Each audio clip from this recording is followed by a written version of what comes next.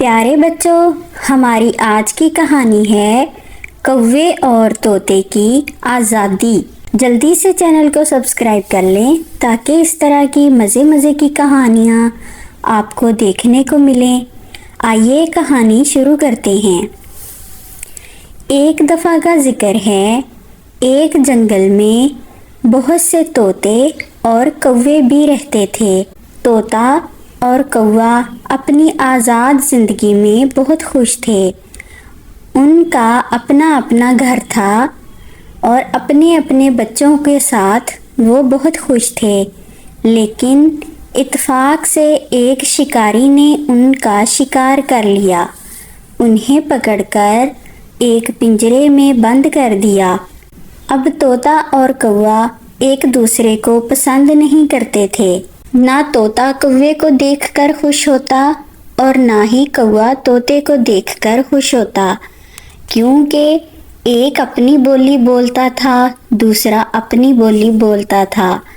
وہ ایک دوسرے سے صرف لڑائی جھگڑا کرتے تھے، ہاتھا پائی ہوتے تھے۔ طوطا سوچتا تھا کاش کہ کوے کی جگہ اس کے ساتھ اس کا اپنا ساتھی طوطا قید ہوتا تو اس کے مزے ہوتے۔ وہ اس کے ساتھ باتیں کرتا، اس مشکل وقت میں ایک دوسرے کا سہارا بنتے اور یہاں سے آزاد ہونے کی کوئی ترکیب سوچتے۔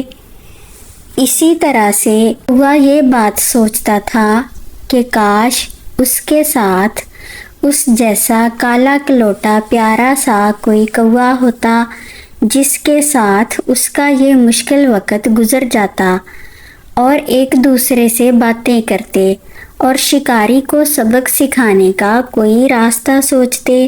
اسی سوچ بچار میں وہ ایک دوسرے کو ناپسند کرتے تھے۔ کوا اپنی کائیں کائیں کرتا رہتا اور طوطا اپنی ٹیں ٹیں کرتا رہتا، یہاں تک کہ جب ایک دوسرے سے اکتا جاتے تو لڑنے بھڑنے لگتے، ہاتھا پائی ہونے لگتے۔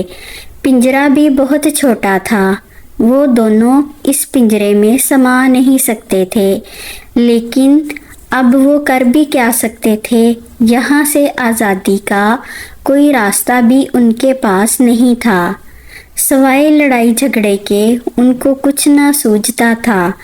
طوطا کہتا، ابھی وہ کالے کلوٹے تو میرے پاس مت آیا کر، تجھے دیکھ کر مجھے الجھن ہوتی ہے، تو بہت بھدا ہے، بدصورت ہے، ذرا بھی خوبصورت نہیں ہے، اس لیے تو مجھ سے دور رہا کر۔ اسی طرح سے کوا اس سے کہتا، اور خود کو دیکھا ہے کبھی؟ کیسا تمہارا رنگ ہے اور گلے میں تمہارے اس طرح پٹی بنی ہوئی ہے جیسے کسی نے پٹا ڈال رکھا ہو، اور چونچ تمہاری توبہ توبہ بہت ہی بھدی ہے۔ کس قسم کے ہو تم؟ نہ تمہیں بولنا آتا ہے، ہر وقت کان کھاتے رہتے ہو، ٹیں ٹیں ٹیں ٹیں لگا رکھی ہے۔ کاش تیری جگہ میرے اس پنجرے میں کوئی میرا اپنا ساتھی ہوتا۔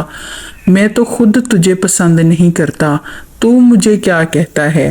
بس یہ وقت کا تقاضا ہے کہ میں یہاں تیرے ساتھ ہوں، ورنہ تو کہاں اور میں کہاں۔ یہ ساری باتیں سن کر طوطے کو بھی بہت غصہ آیا۔ طوطے نے اسے ٹکر ماری، کوا بھی آگے سے طوطے کے ساتھ ٹکرانے لگا۔ اسی طرح ان کی پھر متبھیڑ ہو گئی، دونوں نے خوب لڑائی کی، لیکن کافی دنوں کے بعد پھر ان کو ایک بات سمجھ میں آئی کہ اگر ہم اسی طرح سے لڑتے جھگڑتے رہیں گے تو ہم کچھ نہیں کر سکیں گے، لیکن اگر دونوں مل کر یہاں سے آزاد ہونے کی کوئی ترکیب سوچیں گے تو شاید کوئی بات سمجھ میں آ جائے۔ اسی سوچ و بچار میں دونوں نے ایک دوسرے سے ہاتھ ملا لیے اور نہ لڑنے کا فیصلہ کیا۔ اس طرح کوے نے کہا، دیکھو طوطے، اگر تم میرا ساتھ دو تو ہم ایک کام کر سکتے ہیں، ہم پنجرے کے گیٹ کو کھول سکتے ہیں۔ تم اور میں مل کر زور لگاتے ہیں اور یہ پنجرے کا گیٹ کھل جائے گا۔ इसी तरह तोते ने उसकी हाँ में हाँ मिलाई। दोनों ने मिलकर जोर लगाया और पिंजरे का गेट खुल गया। दोनों बहुत खुश हुए और एक दूसरे की तरफ देखते ही रह गए कि हमने ये क्या कर लिया। और फिर जल्दी से कौवे ने कहा, अब देर किस बात की, जल्दी से बाहर निकलो और उड़ते हैं और अपने अपने घोंसलों में चलते हैं। दोनों ही पिंजरे से बाहर निकले और पर फड़फड़ाते हुए उड़ गए और अपने अपने घोंसलों में हंसी खुशी रहने लगे।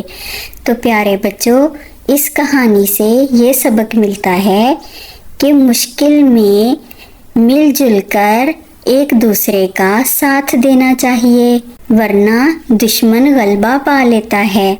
मुश्किल में मिलजुल कर एक दूसरे का साथ देने से मुश्किल हल हो जाती है।